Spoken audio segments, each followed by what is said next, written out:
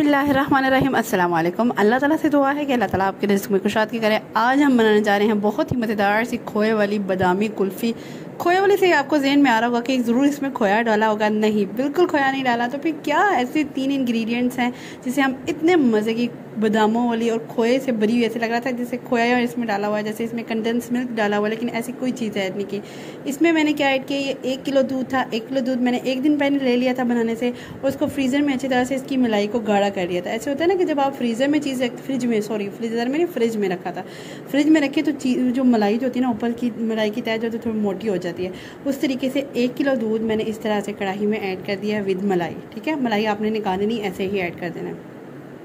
मलाई ऐड इसे दूध ऐड करने के बाद आपने इसको अच्छी तरीके से पकाना है। ठीक है, ये इतने मज़े की बनी थी ना कि मैं खुद हैरान हो गई थी कि वाह कितना मज़ा आ रहा है इसको खाने में ना। और वही टेस्ट याद आ गया था जो हम लेते थे, वो बादामों वाली कुल्फ़ी जो गलियों में आता था, और हम भाग भाग के उसके पास जाते थे, कुल्फ़ी बहुत मज़ा आता था। मेरी तो मोस्ट फेवरेट है, इसलिए तो मैंने सोचा कि आज मैं ये ज़रूर ट्राई करूँगी।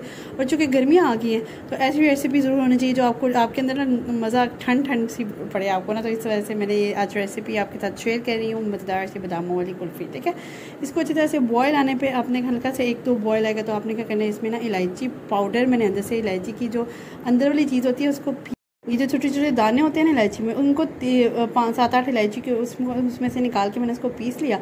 और 3 इलायचियाँ लेके ना मैंने उसको इलायची के छिलके अलहदा डाल दिए, और वो बाद में उस इलायची के अंदर कुछ भी नहीं है। ठीक है, खाली इलायची के छिलके 3 और बाकी पाउडर मैंने ऐड किया तकरीबन 1/2 टीस्पून आप समझ लें। ठीक है, 1 किलो में इस तरीके से इसमें खुशबू भी आ जाएगी, छिलकों की जो इसके कवर जो है उनकी भी खुशबू हो जाएगी, और साथ में इलायची पाउडर की भी बहुत मज़े की खुशबू होती है इसमें।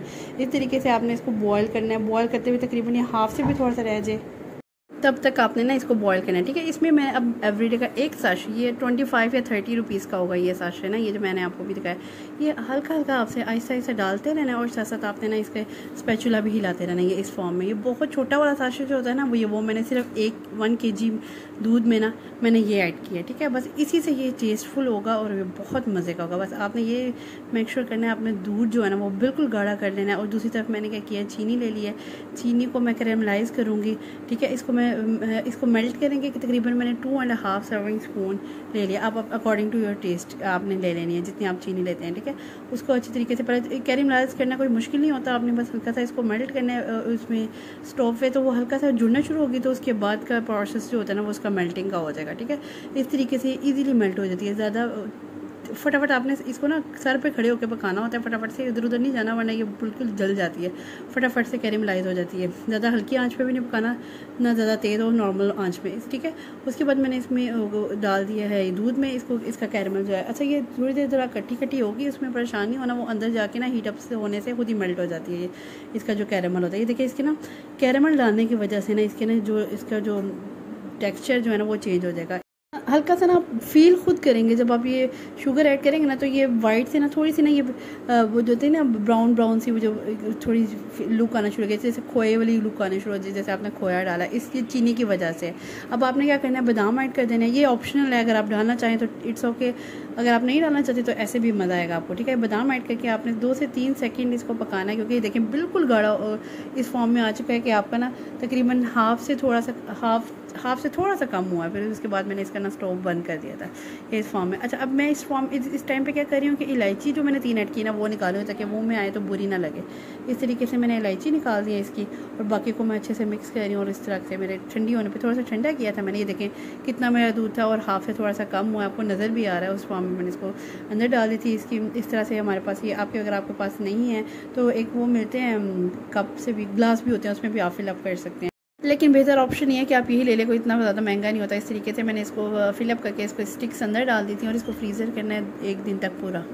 तो वेरी नेक्स्ट डे मैंने इसको निकाला था। निकालने के बाद ना मैंने इसको क्या किया, थोड़ी देर ना 2 से 3 सेकंड इसको पानी में डाल देते हैं। इससे आपको बॉक्स लेके ना आपने इसको पानी में डाल देना है, और इसको ना थोड़ा सा हल्का सा मेल्ट करेंगे ना, तो हल्का सा हिलाएंगे ना, तो वो ईजीली ना उस अंदर से बाहर आ जाएगी। इस तरह से इतनी मज़े की मुझे लगी ना, मुझे मज़ा आ गया। आपने भी ज़रूर ट्राई करना है, मुझे फीडबैक देना है कि आपकी ये बादामों वाली कुल्फ़ी कैसी बनी। आज की रेसिपी अगर आपको मेरी पसंद आई है, गर्मी आई, इसको बनाएं और इन्जॉय करें, अपने बच्चों को भी खिलाएं।